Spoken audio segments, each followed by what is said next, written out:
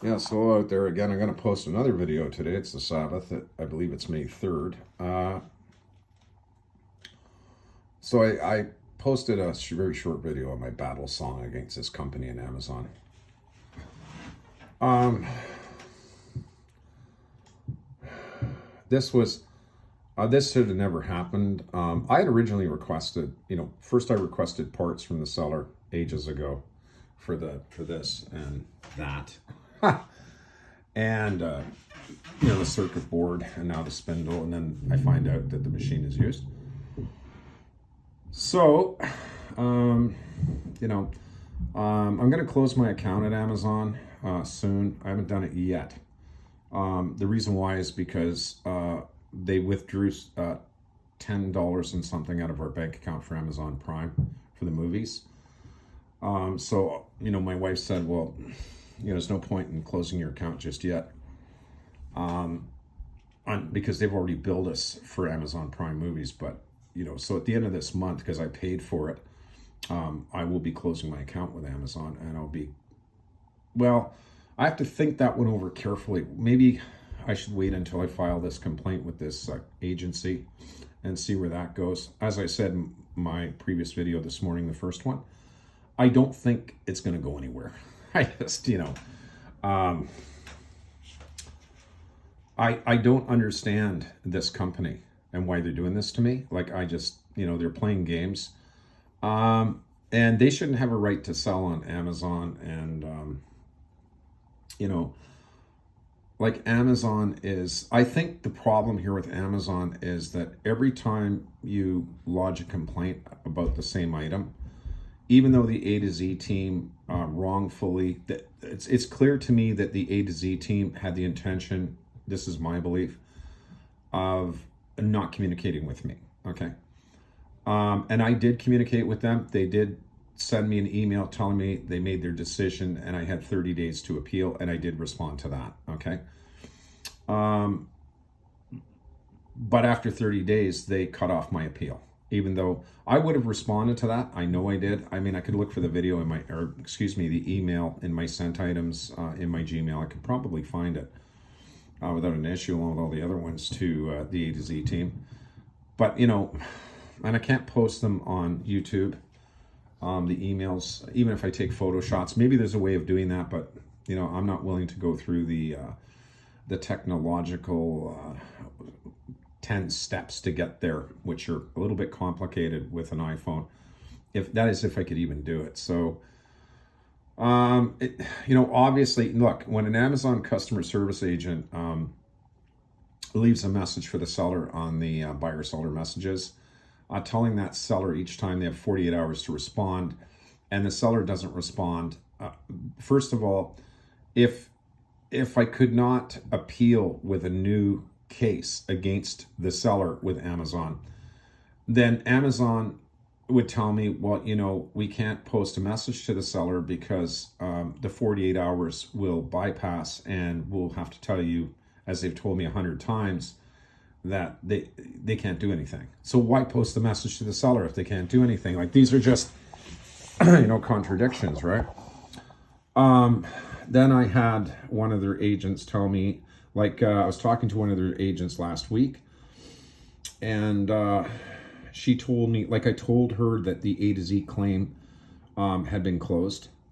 I told her that that agents tried to go on their computer and file a new claim with A to Z, but the computer wouldn't let them. Now, that's what they said. They said simply the computer wouldn't let them. So my observation on this is that the agents of Amazon knew that I could file a new claim. All they said to me was their computer wouldn't let them. Okay, that's what they said. And then they would, but anyways, back to this lady. I told her all this. I said the Amazon customer employees told me that the computer wouldn't let them file another A to Z claim. I told her that. I told her briefly that the A to Z team never investigated this at all. They didn't even respond to my responses, and that's why I left messages for them with customer service, feeling that maybe the communication error was due to our problematic iPhone, which we've had problems with for 2-3 years now since we've owned this iPhone Pro 12, for which, Apple does not want to take the responsibility to cut off corrupted government from hacking people's iPhones. But anyway, so I explained all this to her, very clearly. And then she said to me, well, don't worry, I'm going to file an appeal. Okay. And I thought, really? So obviously the point here is that based on all my calls to customer service, and by the way, I have nothing more to say to Amazon. I'm not calling them again. And I have nothing more to say to the seller, period. But, based on, like, for example, Amazon posted a message to the seller a week or two ago. I got an email from Amazon. It was unsolicited by me. And the email stated that the lathe could not be returned for safety reasons. This was pointed to the seller. And it said something about a refund without the unit being sent back in the email that they sent me. I did not solicit this email from them. I did not call them and ask them for this email. I just found it in my Gmail account. So then after I found it, I called Amazon, and I explained to the lady to look at the message that I had received by email from Amazon, where it was stated the lathe cannot be returned for safety and some other reasons, safety and health reasons. That's what it was, and that the seller should refund me the money. And the Amazon.com female who told me this was in the United States, and then she told me that if the seller doesn't respond within 48 hours, she would open up a new claim with the A to Z team. Well, that's interesting because, she would have known that the A to Z team had closed my option of appeal after 30 days. And I was told by another Amazon customer service agent I had 3 months to appeal. The one thing is Amazon has been changing the rules. I find evidence that, for example, the return label for the lathe issued by the seller was for Canada Post. Okay. Now, I went to Canada Post and I showed them the label, and I think I said this before. And the Amazon or the Canada Post employee said, yes, that's a label for Canada Post. And I said to her, how do you know this? She says, well, I get people in here all the time sending stuff back using a label sent by a seller from Amazon. And you can see that it says postage required on the envelope on your screen and the barcode for the return label. So, and then I turn around and tell Amazon that. I call them and say, well, Canada Post confirmed this is a label for the lathe to be sent back by post, which the seller sent me. And then Amazon turns around and says, no, it's not. You can use any courier you want, right? That's garbage. And I'm going to tell you something else. I did not know that I would have to pay to have the lathe returned until Amazon told me I had to get the return label or else the A to Z would not investigate the case. That's what they said.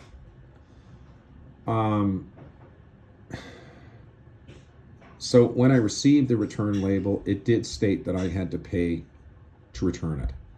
My wife and I do not have the money to return it, I told Amazon. I told them we only get so much a month in a pension, and our rent's $1,400, and the rest is for food, and I don't have the money. That made no difference, okay? Amazon is siding with the seller. This is very clear. Then it's not the customer service agents. I've had, in the last 4 months, I had a number of them, customer service agents, not so much in the US, but when I was transferred to South Africa, when I called to speak to a customer service agent for Amazon.ca, I was transferred to the Philippines, India, the Dominican Republic, Panama, South America.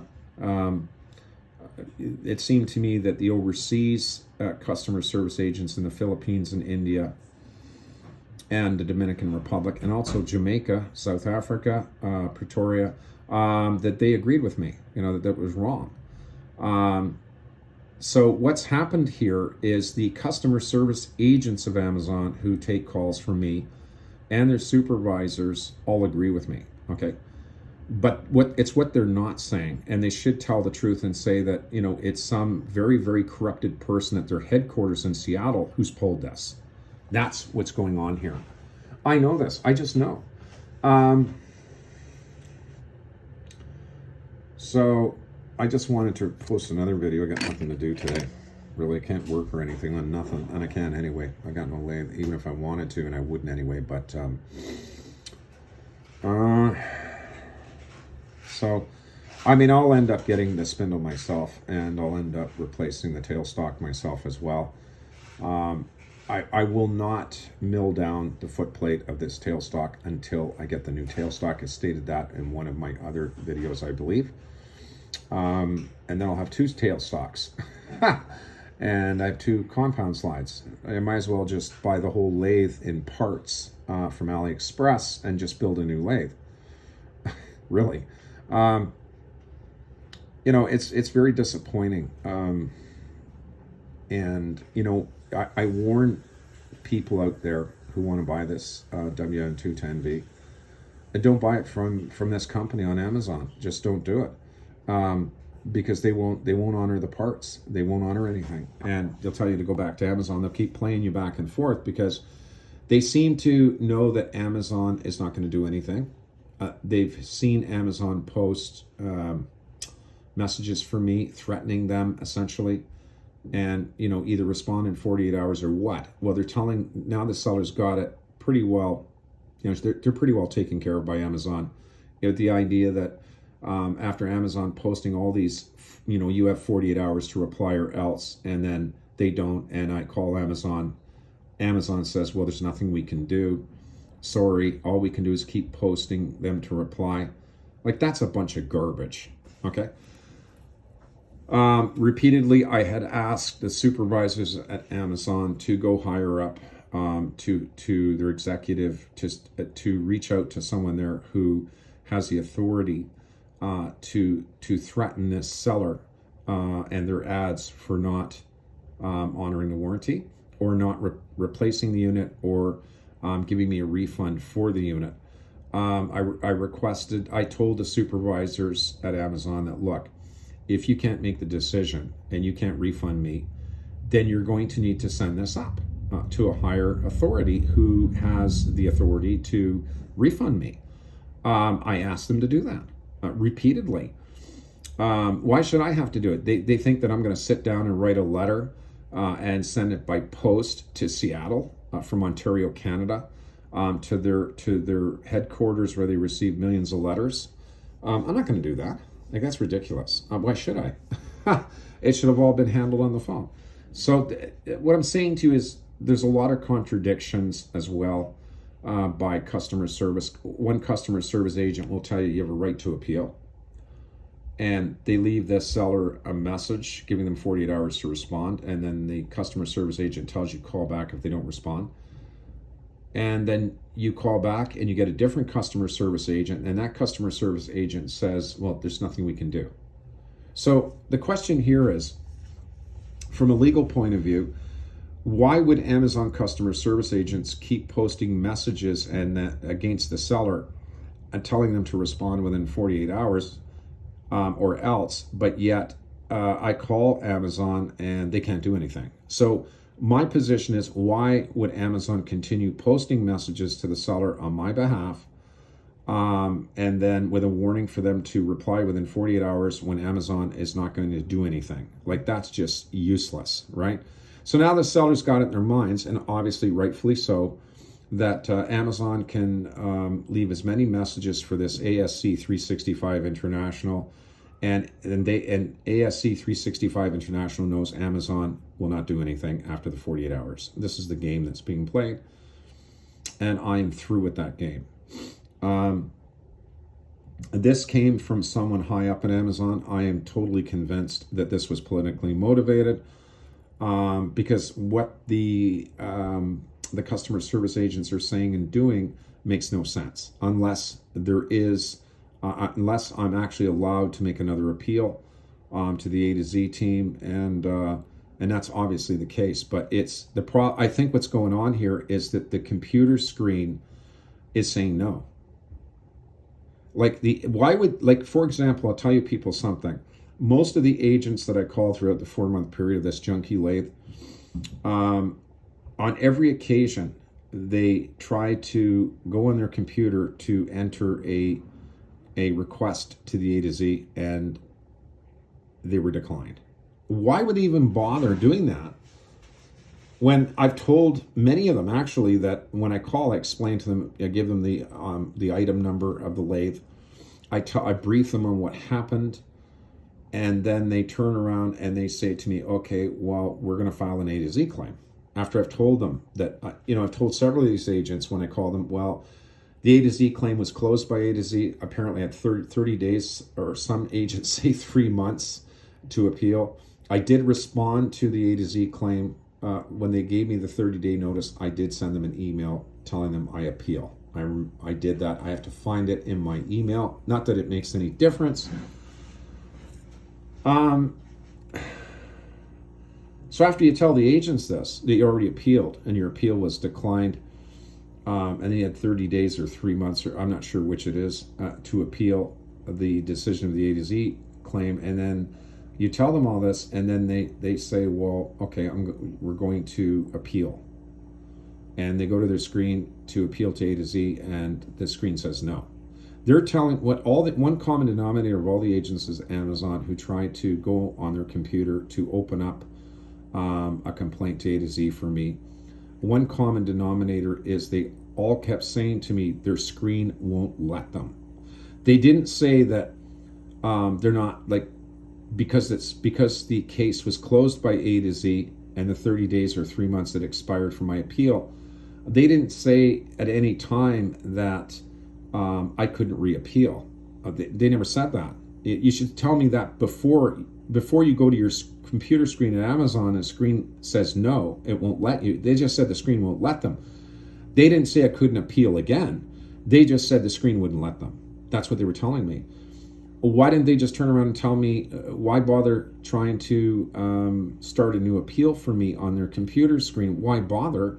Why didn't they just come out and say to me, nope, can't do it. There's no point, Mr. Fitzgerald. I'm not going to try and open up another appeal to the A to Z because, we're not allowed to do that. Why didn't they just do that? Why do they keep telling me that they're going to try and open up a case? So what this means is that their Amazon's customer service believed that they could do that, which means they could have done that. Because I think the way it works is, even though the A to Z team denied this, okay, and that was outrageous because I responded to them and never got a response from them.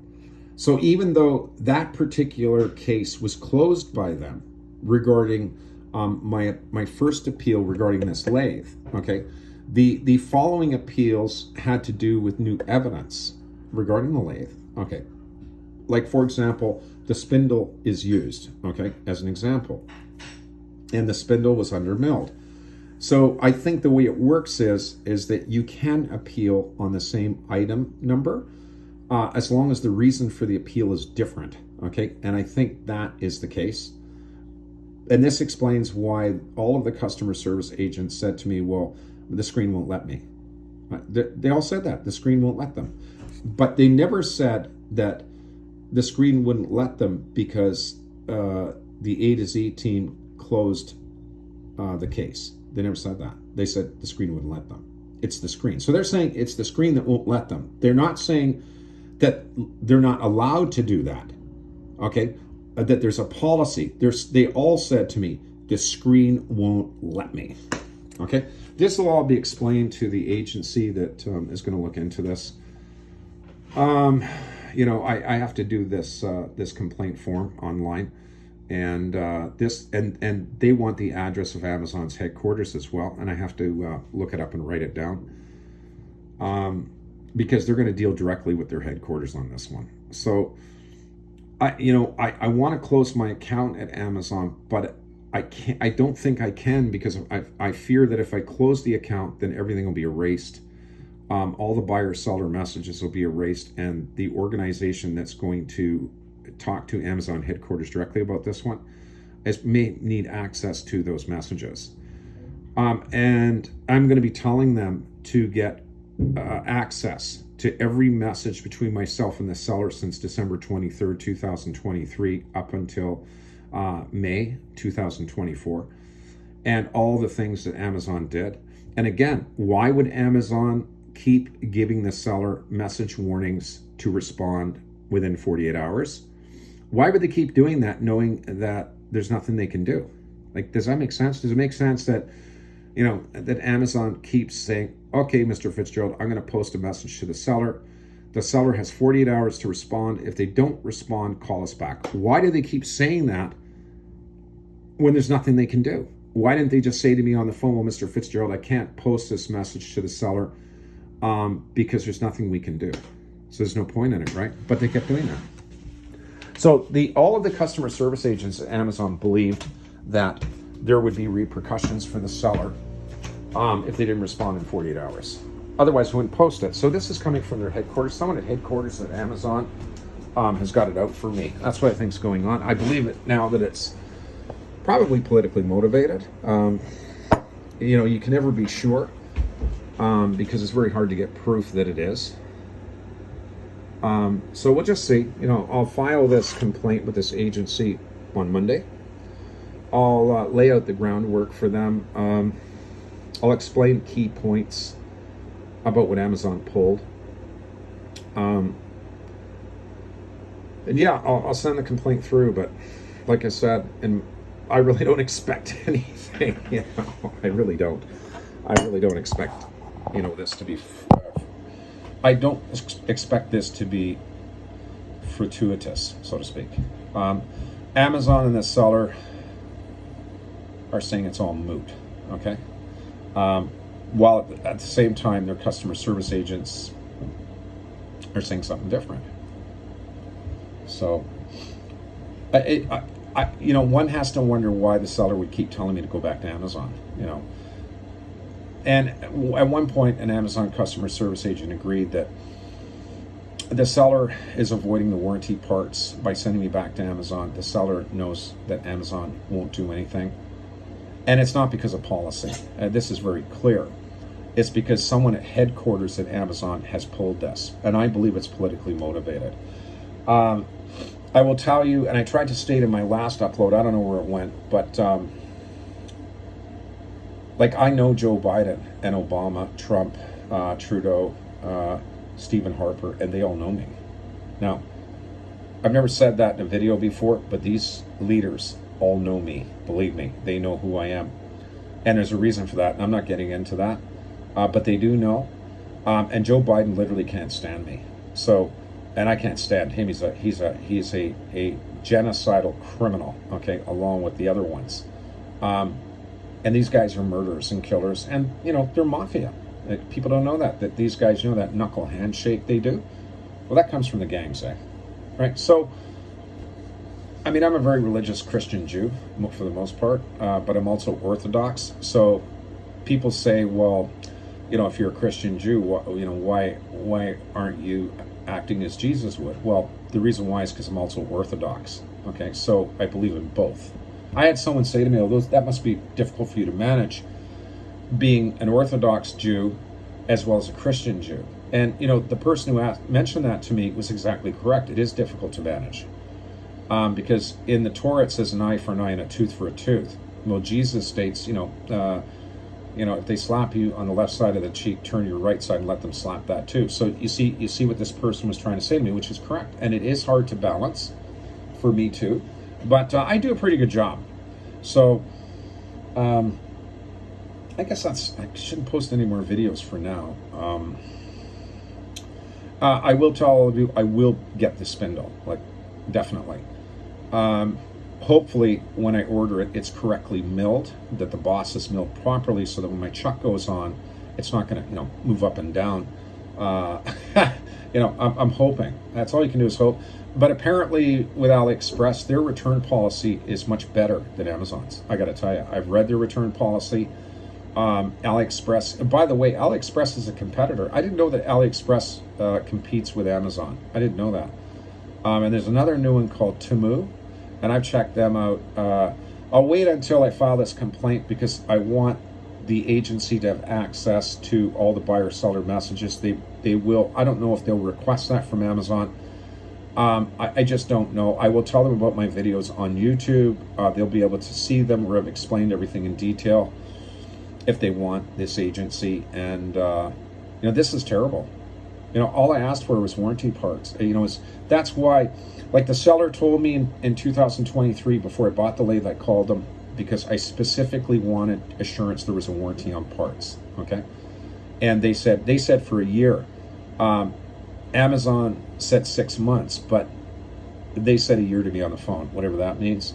And then there's the manual that says there's a warranty on it for defectiveness from the Chester company in the UK. So I'm just saying to all of you that all along, I just wanted them to replace each part as I found each part defective to bring the lathe into correct accuracy, and that's reasonable. So you know, the seller needs to be ashamed of themselves. This asc365 International in Toronto, and again, I encourage people to call them and say, why are you doing this to this person? You know, the person, all he wanted was, you know, the lathe is a lemon. It has a number of defects, as the buyer found out over time. And all he asked you to do is replace the parts. And it cost them nothing. Like, I gotta tell you people something. Like, for example, the new spindle on Amazon, or excuse me, on AliExpress, ranges from 85 bucks to 104 bucks, plus around between 60 and 75 Canadian for shipping. And then when it gets here, they'll deliver it to my door, and that's when I'll find out how much the duty and taxes are. You can't find out beforehand.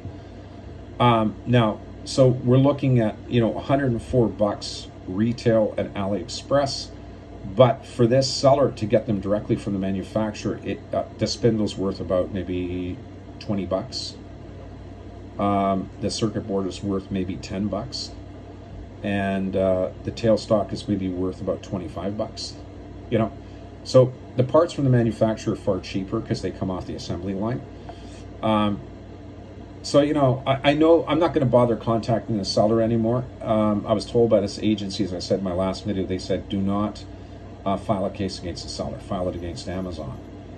And you know, obviously this agency's got other complaints regarding Amazon. They really encouraged me to do it. I don't know. I'm beginning to think it's all really a waste of time. I'm out $1,700. The lathe is sitting on my bench for 4 months. I should be able to use it and enjoy using it and make my parts. It's really sick what Amazon and this seller has done, and I'm really mad. Like, it doesn't stop bothering me. So, you know, a lathe is a big part of my life, and my milling machine is also a big part of my life. And, you know, this is intentional. It's just intentional. That's all I can conclude.